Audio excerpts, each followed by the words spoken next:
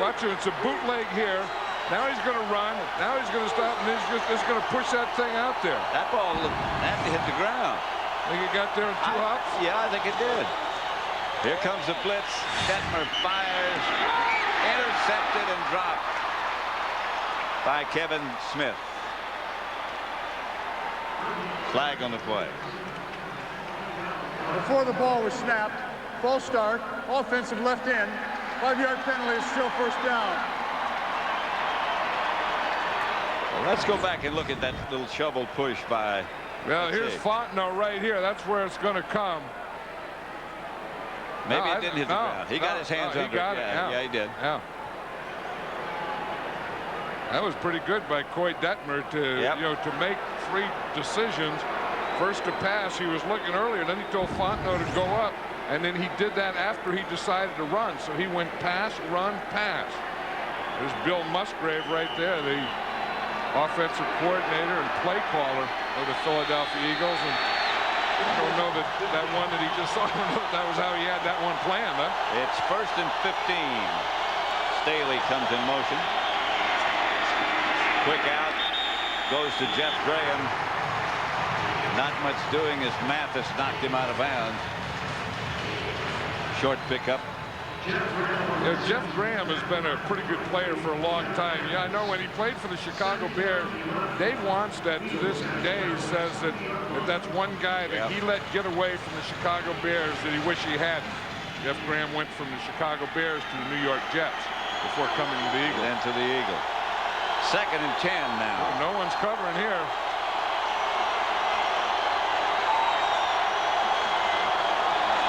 Detmer, sidearm incomplete. Intended for Fontenot. The pass was there. I tell you, Coy Detmer is very good at that because Leon Lett was right on him. He had to sling it sidearm. Yeah, watch Leon Lett coming right here. I mean, he's on him, so that'll make you throw a sidearm because he's backing away. I mean, that's one thing about Coy Detmer's. He doesn't have to be in great position to throw the ball all the time. He can throw it off either foot from any angle. But I'll tell you, that's about the 10th pass that has been dropped on Coy Detmer today. At least 9, they say. 9, that's close to 10. Yep. Here's 3rd and 10. Gets it to Graham.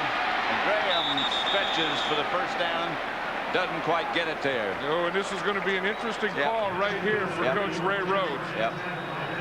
The thing is, with 3 minutes, almost 4 minutes to go, they have 2 timeouts. If you were really playing to, he signaled go. I mean, if you were really playing where you were in the playoff picture or something, I think the percentage play would be kick a field goal here, try and get the ball back.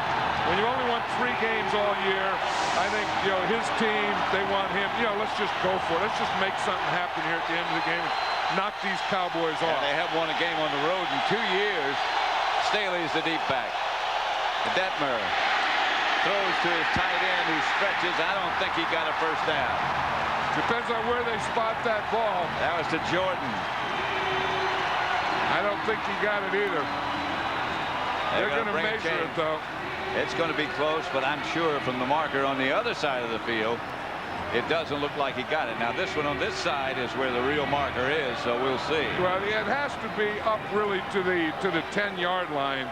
And I think it's going to be, it's closer to the 10-yard line than where there's the ball. See, that's not even going to be close once they stretch that out. See that? Yeah. That's the thing that, again, the Cowboys blitzed from the left side, their left side, and it was the area that Coy Detmer was bootlegging to. And he was bootlegging right into a free unblocked man, so he had to again throw that before he was ready to.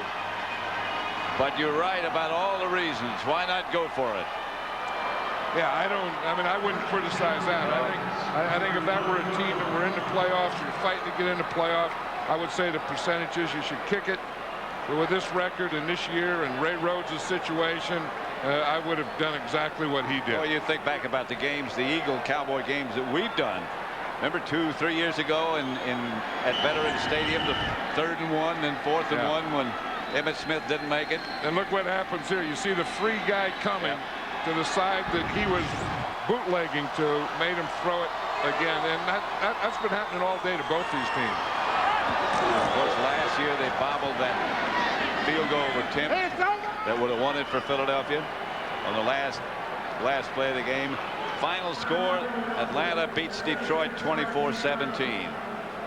And Dan Reeves, I don't know if he watched the game or not, but he should certainly be happy over the job that his team and he himself have done this year. And I'm sure that he did watch it. I'm sure that he is happy, and he should be very proud of the job that he's done. I mean, that's an amazing thing what they've done in Atlanta, and we saw Jamal Anderson who made that last touchdown. What a year he's had. And wow. That whole Atlanta Falcon team. I mean, they had a good ending last year. Yeah. You know, so you could kind of see it coming, and then they just got better and better. And they managed to keep their quarterback healthy for the most part, most of the time, Chris Chandler. And when he's healthy, he's about as good as there is. And then the other thing, the big thing was Jamal Anderson and then stopping the run. I mean, this is a passing game, but I still say that you have to be able to run the ball and stop the run. That's the basis of NFL football.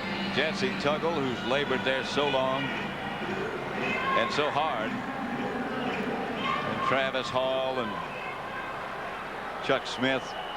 Ray Rhodes, you wonder where he'll be next year. It's a pretty good. He even said in the papers this week that he was going to get fired after the last game, and that's kind of a given, but you wonder where he'll be, and you wonder who'll be the head coach of this Eagle team.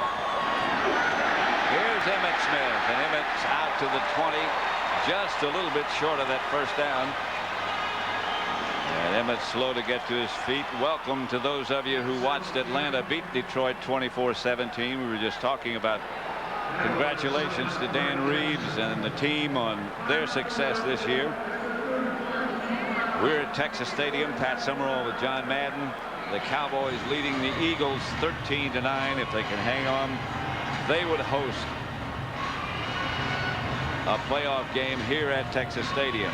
Yeah, but the hosting that the Atlanta team will do will be in the playoff round. Right. They'll get a first round bye. Right. The hosting that the Dallas Cowboys will do will be in the wild card round. Today's game is being produced by Bob Stenner and directed by Sandy Grossman. Associate directors Mike Roy, broadcast associates Fran Morrison and Charles McDonald, technical producers Bob Muller. Studio was produced by Scott Ackerson, directed by Bob Levy. Associate director Jennifer Love, senior producer Bill Brown, executive producers of Fox Sports are Ed Gorin and David Hill. Yeah, this is a big defensive down here for the Philadelphia Eagles, and again we just saw that graphic where the Cowboys haven't had a lot of success on third down conversions, but the Eagles aren't going to get the ball back again and get another shot here. Aikman again. And he's stacked up right there. And now they're going to get him back with a lot of time in good position because the Cowboys are going to have to punt here. Take a look at the playoff picture. The division leaders, the Vikings, the Falcons, and the Cowboys. They're in the playoffs. Not yet have they clinched the division championship. The wild card possibilities. The 49ers, the Packers are in. And the rest of those with still chances. You know, and again, the Cowboys didn't pick up their third down there, so they have to punt. And you can see that the fans are booing here, but the thing that they ought to be booing is how poorly the Cowboys are playing on third down rather than punting on fourth down. Short kick by Goen takes a Cowboy bounce, fielded by Solomon, who is down immediately, and we'll get the 2-minute warning. 13-9, 2 minutes to go.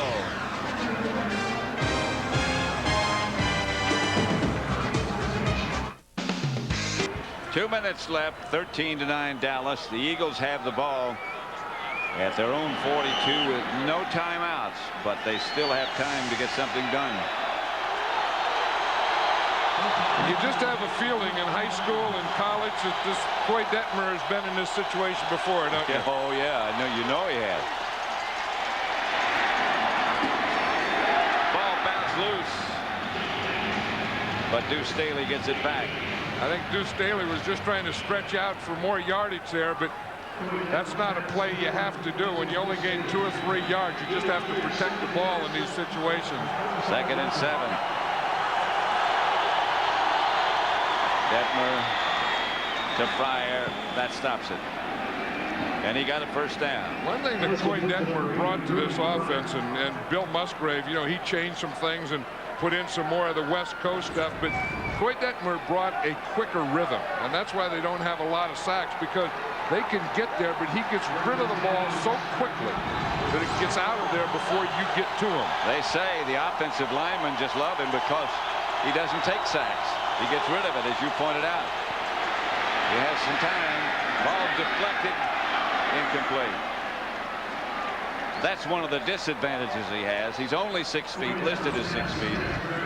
Yeah, but the thing is, he's been only 6 feet all his life. That's right. You know, and he's been, you know, a great high school quarterback, a great college quarterback at Colorado, and you know he knows how to play at that height. And that's the thing. I mean, there's some guys that are big and tall and can't play and can never play, and I think that, you know, that guys like Doug Flutie have proven that if you can play because you've always been that size and you find a way to do it. Here's Detmer back again. Firing deep. Off the hands of Freddie Solomon. Almost. You know, you're going to look at this and say that Coy Detmer didn't have great stats, but I'll tell you, he had a lot of drop balls today. I mean, he's had 10 drop balls. Now, I'm not sure if you consider that one a drop one, but that's a perfect pass. I mean, that's where you put it, where they have double coverage on him, but you throw it in an area where only your guy can catch it. There's no way that they're going to catch it or intercept it. You know where Coy Detmer played high school football? In Mission, Texas. In Tom Landry Stadium. Tom Landry Stadium, yeah. Flag on the play. And his dad, Sonny, was his high school coach. Offense, 12 men in the huddle. It's a 5-yard penalty. It's still 3rd down. 12 men in the huddle. Still 3rd down, huh? Why is it still 3rd down? Because they don't lose it down. They just gave him a penalty for it. There was no play. It was 3rd down anyway, and then they blow the whistle when they had too many men in the huddle. Right. And they just added 5, so now it's 3rd and 15. 3rd and 15. 3 wide receivers out here. A minute 20 left. 3-man rush by the Cowboys.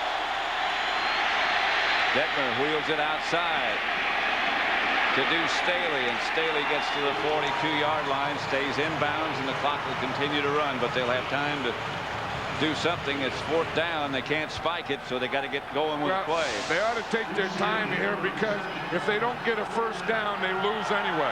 So they ought to get the perfect play, not worry about the time, worry about the play. 4th and incomplete. He tried to throw the slant to Irving Fryer, threw too quickly. Fryer wasn't ready. And he didn't have to hurry that, because, again, it was 4th down. They needed a 1st down. If they don't get the 1st down, they lose the game. And the Cowboys, on that play, on that drive, on that defense, have just won the Eastern Division Championship in the NFC. That means they'll host a playoff game here at Texas Stadium, a wild card game. Dave Campo, the defensive coordinator, can't take his head out of his hands yet. Chan Gailey still looking on. Well, Chan Gailey is a champion, and in his first year as head coach of the Dallas Cowboys, they won the NFC East. Doesn't look too happy about it right now. They don't look too happy, and I don't think he's going to be happy, because they won the game, but they didn't play like champions. Nope. No NFC team, East team, has ever won every division game. The Cowboys have a chance next week against Washington in their final game on Sunday night. The Giants, you recall, last year went through unbeaten, but they had a tie. You know, how about this NFC East? You know, everyone was saying how bad it is. The Cowboys are going to win the championship, but the Denver Broncos, who was it that beat them for their defeat? The Giants. And the Giants go and beat Kansas City today. We'll be back here in a moment. The Cowboys make the playoffs for the 25th time. That's the most in the league history.